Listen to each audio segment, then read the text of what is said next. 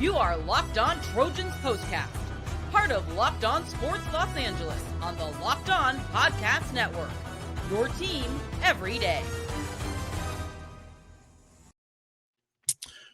Well, hello and welcome to the Locked On Trojans Postcast on the Locked On USC YouTube channel. I am Pete Fox, covering sports in LA dating back to 2007. This episode brought to you by Mazda. Like our players, we sweat every detail, or they do, because I don't work for Mazda.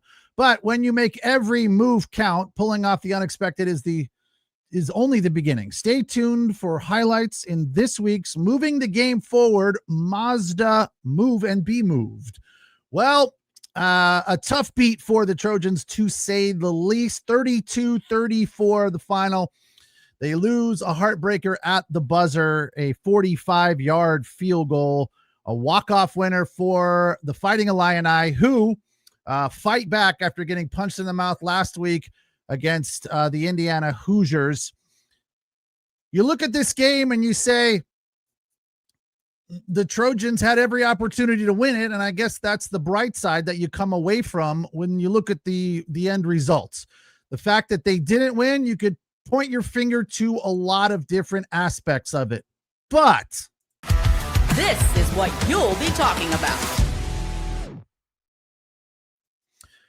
At the end, I think we're talking about the fact that they just didn't set themselves up right to win this game. They rallied, they played hard. MAKAI LEMON was off the chain, as they say, and just played fantastically. 11 catches, 151 yards, and 2 touchdowns. Was there every time JAYDEN MAIAVA needed him. I thought at times MAIAVA looked a little bit like last year's MAIAVA.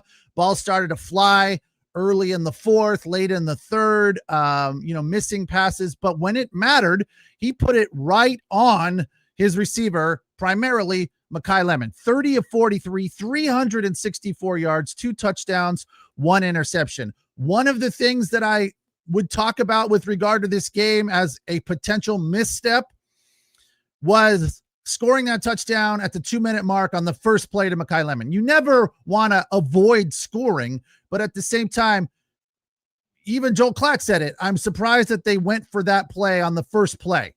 You left too much meat on the bone there for Illinois. And look, even if they ran it a couple times and then punched it in, Illinois still has all of their timeouts and only has to get into field goal range. So that's tough. Look, they played well. They had themselves in a position to win this game, but they didn't. So it wasn't like they got embarrassed. It wasn't like they got pushed around. I will say this, that the Illini made life tough on the Trojans from a defensive perspective, meaning the Illini ran the ball pretty much at will. Now, they didn't have huge numbers. Like WAYMAN Jordan put up 94 yards for the Trojans in 20 carries with 2 touchdowns. But Caden Fagan moved the ball nicely when needed to. Valentine, Altmaier ran the ball. The Trojans just had a tough time stopping their run, and with big guys out on the Trojans defense, like what's his name? I wrote it down and now I'm forgetting it. Not Gentry. He was in there. Who's the guy that they were missing on defense? Oh, KAMARI RAMSEY. Yeah, he's their best defender. And they were missing him throughout this entire game because he had an illness. That was a big part of what went on here defensively for the Trojans and their inability to stop big, huge chunk plays from the Illini. Braylon Conley, who came in at times to fill in on the corner, got burned. And anytime that the Illini saw Conley or anybody else over there on the left side, Altmaier went that way, and it always worked out. That was brutal coverage leading to that 62-yard gain where it was a simple little out route, and Connolly just, I don't know what he was doing. He kind of dove right. The receiver caught the ball, made a hook and ladder, and went. So a button hook and took off down the field for 62 yards. Should have been a gain of 8 to 10, but Connolly was, I don't know what he was trying to do at that point. It was kind of surprising to me. But in the end,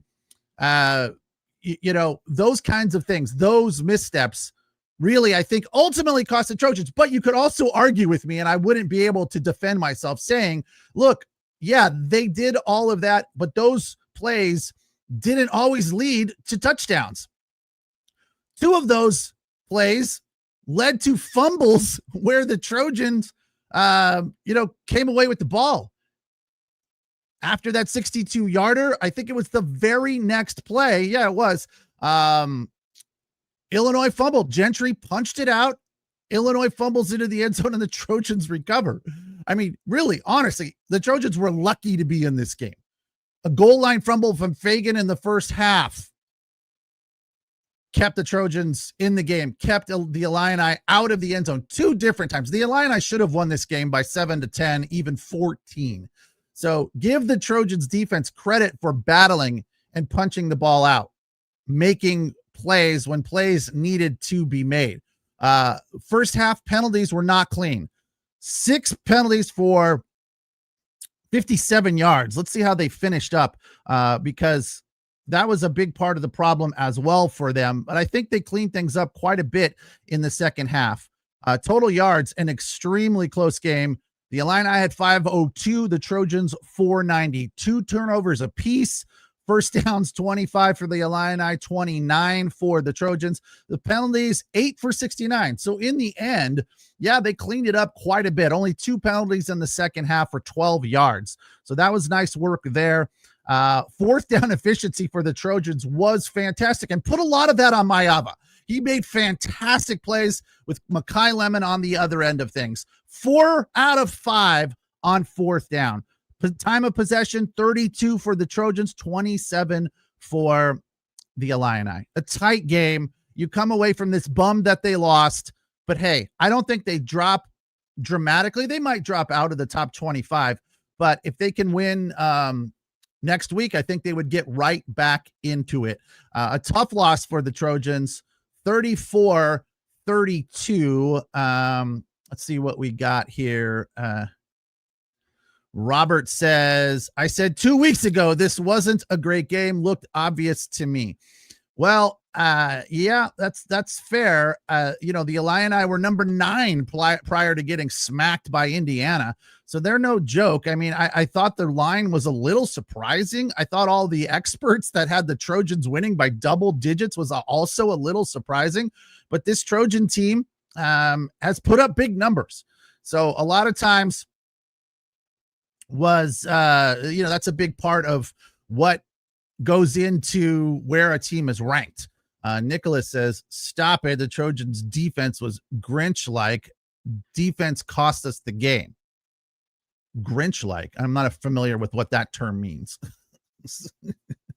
What is the Grinch? How do you connect the Grinch and a defense for me, please? I'm a little confused there, Nicholas. I understand the second part of it. Defense cost us the game. But yeah, I mean, ultimately they did, but it could have been worse, right? It could have been worse. The fact is the defense caused 2 turnovers and kept them in it. How many receiving yards did Illinois have? 331 versus 364. It was a very, very close game. They made a comment during the broadcast that Lincoln Riley takes what is given to him. And that's what he did in this game. He really did. And the fact that he got into JAYDEN MAIAVA's ear and got him back on track when he started to feel, after that interception, he started to feel a little, off kilter, and you could see the confidence starting to wane. He was overthrowing passes. Lincoln Riley was calming him down on the sideline. It wasn't great, and we've seen nothing but greatness thus far this season from JAYDEN MAIAVA. So give Lincoln Riley some credit there. He called a great game, kept the Trojans in this, got MAIAVA back on track, and I thought, in a loss, you really, you can't ask for much more. It's a tough beat. It is a tough beat. If they score a little bit later there on that 2-minute touchdown at 1:55 to MAKAI Lemon, maybe they have a better opportunity. If WAYMAN Jordan doesn't fumble, and I believe they turned that into a score, they were down 14, and Lincoln Riley has a very, very positive record when down 14. 4+ wins under Riley after trailing by 14 or more. Today, not the case. So I look and I say they did a lot of good things. We'll get a little bit deeper into the numbers and we'll talk about the turning point and the player of the game after this. It's the Locked On USC Trojans postcast on the Locked On USC YouTube channel, where during the week you can find Marc Culkin with the Locked On Trojans podcast Monday through Friday. Today's episode of the Locked On Trojans postcast is brought to you by 5 Hour Energy. Caffeine just got a flavor upgrade. 5 Hour Energy shots deliver tasty caffeine in 17 bold flavors. 17 bold flavors. Each 2-ounce shot packs the caffeine of a premium 12-ounce cup of coffee. And if you're somebody that doesn't like coffee, this could be a solution for you. There's also plus B vitamins in there, plenty of nutrients, and with zero sugar and zero crashes. Crashes. With zero sugar and zero crashes. Okay. What I like most about 5 Hour Energy, even though I'm not a user of 5 Hour Energy, one of the things I think would be beneficial and positive for me is the size of the little containers. You could throw it in your golf bag. You could throw it in your backpack. You can throw it in your pocket. Big taste in a tiny shot. You can take it anywhere and get that boost when you need it. Enough with boring, flavorless caffeine. It's time to give your caffeine a flavor upgrade with 5 Hour Energy shots. Get the favorites that you like and love, or try something bold and a little different on their website at 5hourenergy.com. That's 5, the number 5, hourenergy.com, or you can find it on Amazon today. This episode is also brought to you by Mazda's Moving the Game Forward. For those who believe it's not just about playing the game, it's about redefining it. There are moments that do more than put points on the board. They move crowds, move culture, and keep moving the game forward. This week's highlight and a player that moved the game forward for me, without a doubt, MAKAI Lemon. He was a lifesaver for the Trojans today. He gave JAYDEN MAIAVA and the USC Trojans an opportunity to win this game. They did not, but he absolutely moved the game forward and moved the Trojans back into this game. 2 touchdowns and over 150 yards receiving. When you follow what moves you, the unexpected is only the beginning. And just like there's more to every highlight, there's more to a Mazda vehicle. Mazda, move and be moved.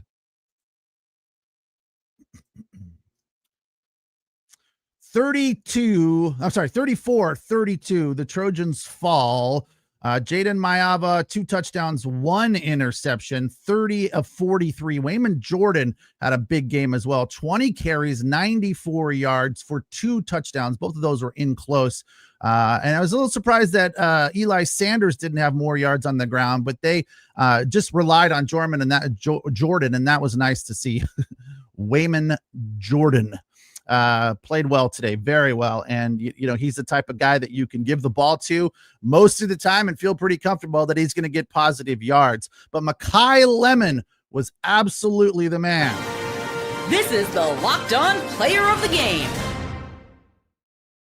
11 receptions for 151 yards, 2 touchdowns with a long of 29. Lake McCree also played well. 3 big catches for 59.